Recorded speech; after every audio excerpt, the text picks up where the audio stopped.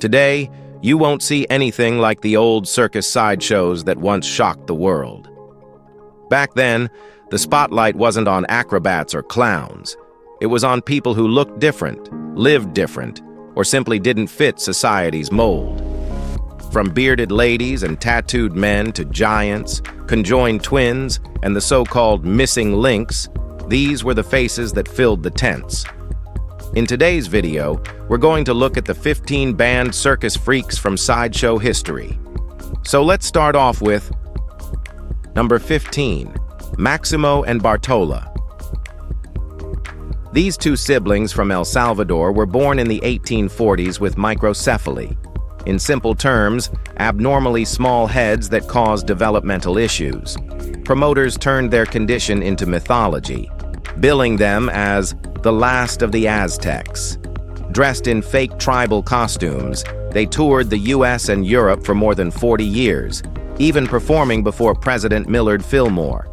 Doctors in Boston studied them, writing cruelly that they were intelligent for the canine race. Behind the hype was heartbreak. Their parents were tricked by a showman named Morris, who promised medical care, but instead sold the children into sideshow contracts. Over time, they were bought and resold, shifting from one exhibition to another. In 1867, they were married for publicity, though they'd once been billed as siblings. Maximo died in 1913, and Bartola vanished from records soon after. They spent their lives trapped in invention, not identity. Proof that the cruelest stories aren't the ones written, but the ones performed. Number 14. Darwin's Missing Link. Crau Farini, born in Laos, was billed as living proof of Darwin's theory of evolution, a so-called missing link between man and monkey. Her body was covered in fine hair, her lips full, her face slightly protruding, and promoters claimed she still had a tail. In 1883, at just 7 years old, she was exhibited at the Westminster Aquarium in London. Crowds poured in, partly out of curiosity, partly out of lust. Victorian England loved its mix of science and sin, and Crau became the center of it. That same year, she was presented before scholars at Trinity College in Dublin, where academics examined her as if she were a specimen. But Crau defied their expectations. By her teens, she spoke 5 languages, read voraciously, and played piano beautifully. She worked with Barnum and Bailey and Ringling Brothers until her death in 1926 from influenza. She may have been called half-human, but she lived far more humanly than most who judged her. Number 13. The Portrait Artist. Sarah Biffen was born in 1784 without arms and with only vestigial legs, but nothing about her life was small. By 8, she'd taught herself to sew.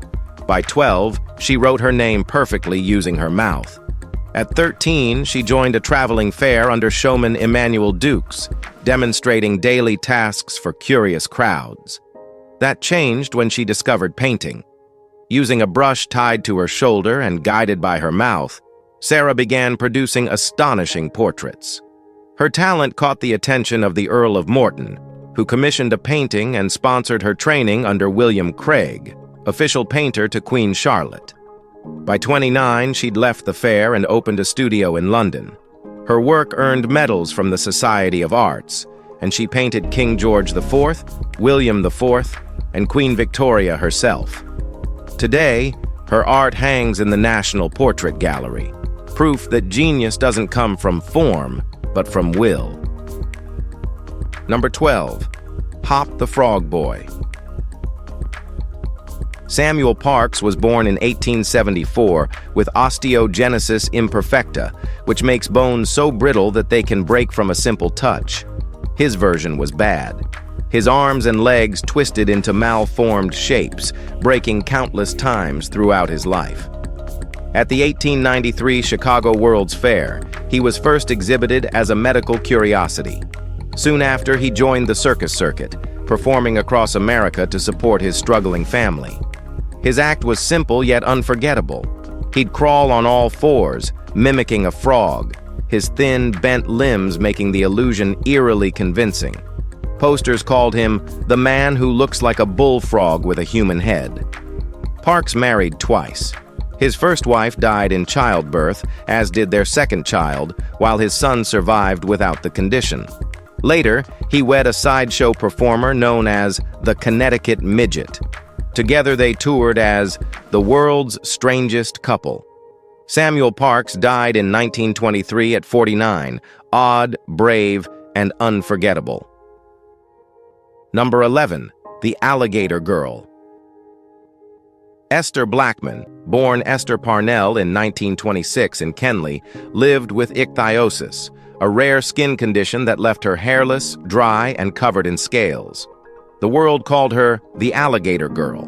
Her brother Bill shared the same disorder, and together they joined Joe Hilton's Sideshow in the 1940s as the Alligator Twins. In 1947, Esther married musician Thomas Blackman, and they soon started their own show. A year later, she gave birth to her first child, billing herself as the world's strangest mother. Over time, she had 7 children, jokingly earning her the nickname Mama Gator. Esther kept performing until 1982 and even appeared in 2 horror films, The Mutations and The Sentinel, playing a demon crawling out of hell. Her real-life resilience outshone any role she played. Beneath the banners, she wasn't a monster. She was a woman who built a life on her own terms, turning her difference into strength and legacy. Number 10. The Elephant Man. Joseph Merrick's story isn't one of freakishness, it's one of endurance. Born in 1862 in Leicester, England, Merrick's body twisted and grew in ways that defied understanding. Tumors, bone deformities, and thickened skin turned him almost unrecognizable. People paid to see him because they couldn't believe he was real. But behind that disfigured face was a mind sharper than anyone expected. He read poetry, kept letters, and spoke with grace. The world saw a monster, but doctors like Frederick Trevis saw the man inside the skin. Merrick spent his last years at the London hospital, finally safe from gawking crowds. His condition, likely Proteus syndrome, was never fully understood, and his suffering never fully eased. Yet through it all, he stayed gentle, articulate, and strangely at peace. Joseph Merrick didn't choose the spotlight, it found him. But in a world obsessed with appearance, his quiet intelligence outshone every deformity. He wasn't the Elephant Man. He was simply human, but the world didn't understand it. Number 9. The Tragedy and Triumph of Kitty Smith. Kitty Smith's life was built from ashes. Born in 1882 in Chicago, her father, a violent alcoholic, held her arms against a hot stove when she was 9, burning them beyond repair. Official records called it an accident. It wasn't. Her dad walked free. She was sent to the home for destitute and crippled children, where she relearned life through her feet. Kitty mastered writing, sewing, playing piano, typewriting, painting, and even carpentry, all with her toes. As an adult, she published pamphlets telling her story, asking for donations, and raised over $35,000. In her 40s, she entered the sideshow world, performing at Coney Island and with Ringling Brothers and John Robinson's circus. She never asked for pity, only respect. The same hands that destroyed her future created a woman who rebuilt it herself. She was a hero. Number 8. The Judge. Paul Desmuke was born in 1876 in Atascosa County, Texas, and this guy came into the world without arms, but with enough willpower for 10 men. He trained himself to do everything with his feet, writing, playing the violin, even throwing knives. His wife, Mae Simmons, was his target in their act, trusting him completely as he hurled blades with precision. Paul toured with Al G. Barnes Circus, the 101 Ranch Wild West show, and performed for Ripley's Believe It or Not at Chicago's Century of Progress exposition in the 1930s. He also appeared in silent films like The Unknown, 1927, and The Sideshow, 1928, showcasing not just skill, but charm. In later life, He returned home to Texas and became a justice of the peace, known locally as the Judge. People came from miles around just to see him sign papers with his feet. When he died in 1949, Texas lost not a curiosity, but a craftsman of sheer determination.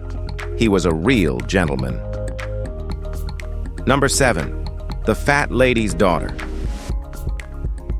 Baby Ruth, born in 1904 in Kempton, Indiana, grew up under the shadow of the Big Top, and her mother, a circus fat lady. She never wanted that life.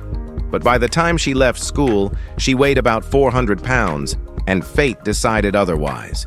She tried secretarial work, but her size drew constant attention, and desks weren't built for her frame. Eventually, she joined the same circus her mother once worked for, Ringling Brothers. By marriage, she weighed 700 pounds, though she was often advertised heavier for the spectacle. One story tells of her return home to Indiana. She arrived by rail in a baggage car, then by piano truck ramp, only to fall through her sister's living room floor. In 1942, while undergoing surgery to remove leg tumors, she vomited under anesthesia and suffocated before anyone could move her. Number 6. Otis Jordan. Otis Jordan, born in 1926, lived a life defined by grit and grace. Born with withered arms and limited mobility, he spent years trying to live a normal life before joining the sideshow circuit in 1963. His act was simple, human, and mesmerizing. He could roll, light, and smoke a cigarette using only his mouth. It was an old trick once done by Prince Randian, but Otis made it his own. He worked with every major showman of his era, Dick Burnett, Ward Hall, Jeff Murray, Dean Potter, and more, and became a familiar face at America's traveling carnivals. In 1987, he joined the Coney Island Circus Sideshow, where audiences adored him for his humor and calm confidence. The summer of 1989 was his last season on the Midway. Kidney disease took his life months later. I saw him perform that year, alive, proud, dignified. Otis Jordan wasn't a freak. He was proof that strength has no arms, only heart. What do you think about him? Let us know. Number 5. Fakir Musafar. Well, Roland Loomis was an ordinary man until he decided ordinary wasn't enough. In his 40s, he left his old life behind and became Fakir Musafar, a pioneer of modern body modification. He believed the body was sacred, that pain was a form of communication between flesh and spirit. His rituals, piercings, hook suspensions, flesh pulls, weren't for spectacle. They were spiritual acts. In the late 1970s, his performances shocked audiences, not because they were grotesque, but because they were honest. Fakir studied tribal traditions, taking lessons from cultures that treated pain as transcendence. He didn't seek fame, he sought understanding. By the 1980s, he'd inspired an entire subculture of artists, spiritualists, and body mod enthusiasts. Fakir once said, "The body is a canvas for the soul." For him, that wasn't metaphor, it was truth. He didn't chase attention, he chased awareness, and in doing so, he transformed himself into something far rarer than a sideshow act, a living philosophy. Number 4. The Circassian Lady. Zaluma Agra wasn't born extraordinary, she was created. In the 1860s, Barnum needed a new act, something beautiful, mysterious, and marketable. He found it in the legend of the Circassian woman, said to be the world's most beautiful race, enslaved into Turkish harems. Barnum couldn't find one, so he invented her. He dressed an ordinary woman in jewels, embroidered silks, and a cross around her neck, giving her a new name, Zaluma Agra, Star of the East. Her hair was washed in beer and teased into a massive halo, an illusion of exotic purity. The act was a hit. Zaluma became the standard for every Circassian lady that followed. White-skinned, frizzy-haired women sold as symbols of untouchable beauty. None of it was real, but that didn't matter. Barnum wasn't selling truth, he was selling fascination. Number 3. the spotted Negro boy. George Alexander Grattan was born in 1808 on the island of St. Vincent to enslaved African parents. From birth, his body bore striking white patches, piebaldism, a genetic condition that left his dark skin patterned like marble. The plantation owner, Mr. Alexander, saw profit instead of beauty. The child was given to the overseer, Mr. Grattan, who sold him to showmen when George was barely a year old. He toured the Caribbean before being taken to England and sold to exhibitor Mr. Richardson for 1,000 guineas, around $130,000 today. Richardson, unusually kind for the trade, treated George like a son. Audiences called him the beautiful spotted Negro boy. He toured across England, earning enormous crowds and even private showings for the wealthy. But fame was relentless. At only 4, George fell ill, likely from exhaustion, and died in 1813. Richardson buried him in Buckinghamshire, and you can see him. Number 2. Lavinia Warren. Lavinia Warren, born in 1841, stood just 32 inches tall and weighed around 30 pounds, yet carried herself with elegance that filled every room. Before fame, she worked as a school teacher in Massachusetts. At 17, she joined her cousin's sideshow on the Mississippi River, where P.T. Barnum discovered her. Soon after, she met and married Charles Stratton, better known as Tom Thumb. Their wedding in 1863 was a national event, attended by thousands, and even covered by the press like royalty. Barnum milked the spectacle, displaying them as the perfect couple, even fabricating a baby for publicity. But behind the banners, they lived as real partners for 20 years until Tom's death from a stroke. 2 years later, Lavinia married another performer, Count Primo Magri, and they continued touring under the billing Mrs. General Tom Thumb and her husband. Even then, she signed her letters the same way, Mrs. General Tom Thumb, because legends never shrink. Now let's end this with Number 1. The Fiji Mermaid. There was a time when P.T. Barnum didn't just discover curiosities, he built them. Nothing captured that hustle better than the infamous Fiji Mermaid. In the 1800s, long before Photoshop or YouTube hoaxes, Barnum stitched the torso of a monkey to the tail of a fish, added some fur, fake skin, maybe seaweed hair, and sealed it behind glass.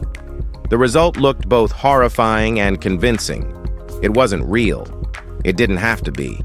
The crowds came anyway. People paid good money to stare at something they halfway believed and halfway feared. That grotesque creation tripled his museum attendance. It was a con, yes, but it was genius marketing. Barnum understood that curiosity sells better than truth. The Fiji Mermaid became the ultimate symbol of spectacle, a stitched-together lie that made history. It didn't sing, swim, or breathe, but it did what Barnum needed it to. It turned disbelief into profit.